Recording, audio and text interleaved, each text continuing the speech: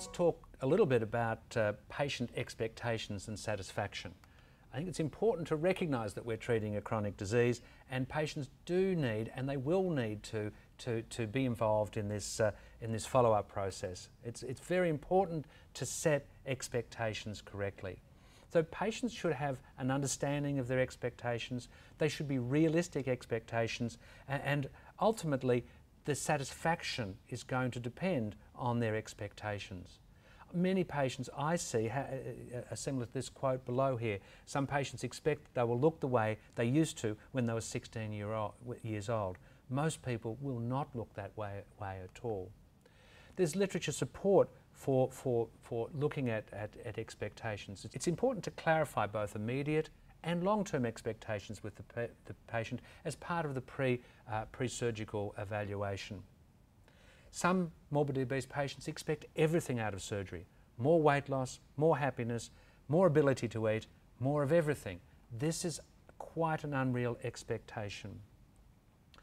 Grave and Petroni found that patients with a lower dream BMI had higher expectations of weight loss at 1 year, and they had the highest dropout rate.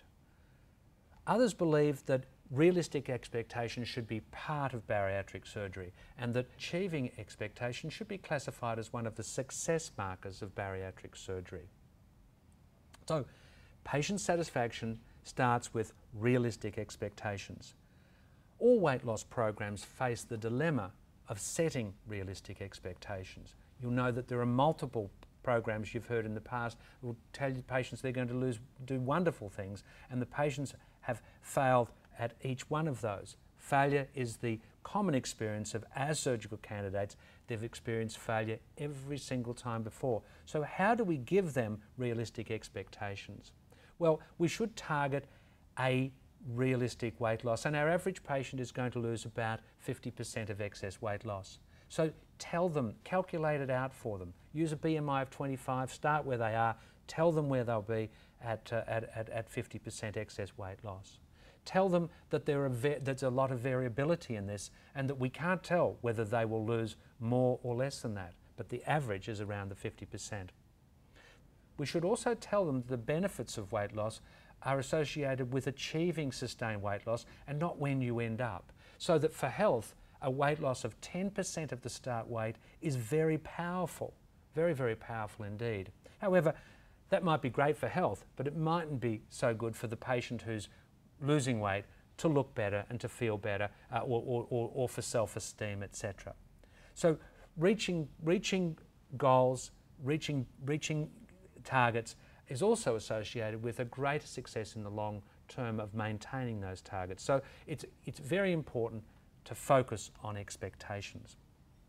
When we look at our patients and why they come to see us, this figure from some work we did some years ago shows there's the difference between men and women in why they seek help. Men are seeking help largely because of medical concerns, health concerns, and the impact on physical function and physical limitations and fitness, etc. A substantial portion of women are seeking help because of concerns about appearance and embarrassment. And so we've got to address this when we're talking about realistic expectations, particularly those that are doing it because of great concerns about appearance and embarrassment. They need realistic expectations. So how do we set up realistic expectations? What is realistic? What is satisfactory weight loss? Find out what the patient wants from satisfactory weight loss. When do you set goals? Should we do that initially or should we wait? I think we've got to set some targets early on, but don't be too optimistic with every patient.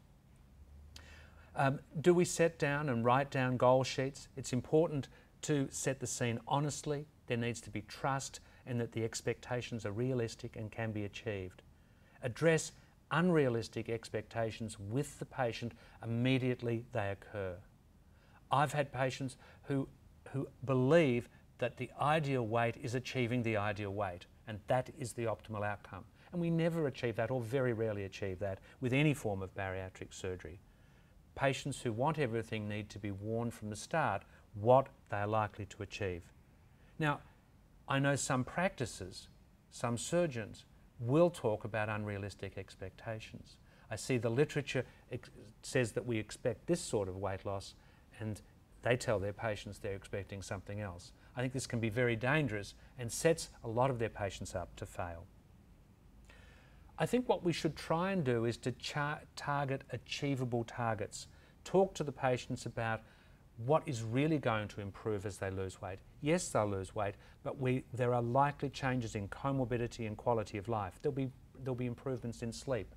We need to let them know that comorbidities that are not related to obesity are unlikely to improve, or we can't promise that they'll improve.